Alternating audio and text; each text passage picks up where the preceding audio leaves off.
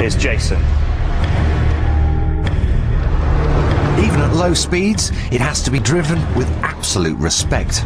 Imagine what it's like when you hit its top speed, an adrenaline-soaked 204 miles an hour. It's the new 911 GT2.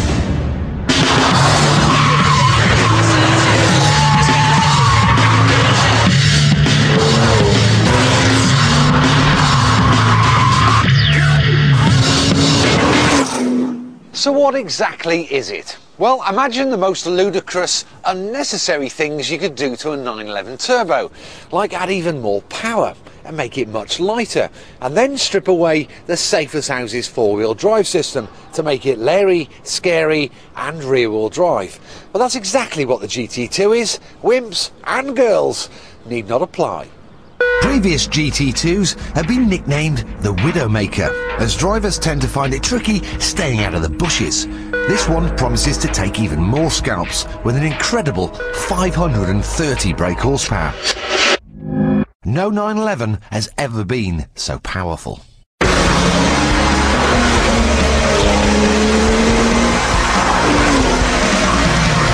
This has got the same 3.6 litre, 6-cylinder, twin turbocharged engine as the normal turbo. However, it's got more boost and they've given it another 50 horsepower. And I have to say, my turbo's quick, but this is this is mental.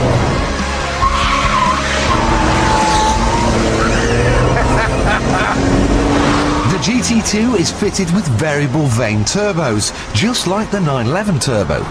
However, with the increased pressure, there is a bit more lag, and that makes it trickier to drive. On some slow corners, when you open the throttle, you get a bit of understeer as you wait for the turbos to start spinning up. Now the gear change is slightly heavier, it's a bit more clunky, but it sits perfectly in the rev range every time you pull the gear. It's a bit more meaty. It's just more of a man's car, to be honest. It's more race car like. There's plenty of torque, 680 newton meters at 4,500 revs, and the engine will thrust the car to 62 miles an hour in a mind-bending 3.7 seconds.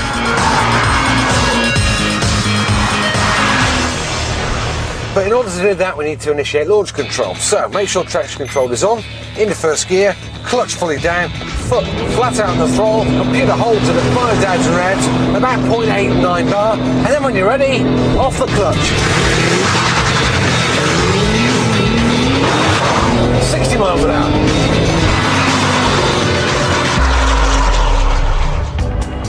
Aside from that launch button, the interior is pretty devoid of baubles and gimmicks. It might not look like you're getting much for a car that cost 131 grand, but a serious fuss-free cabin is just what a car like this needs.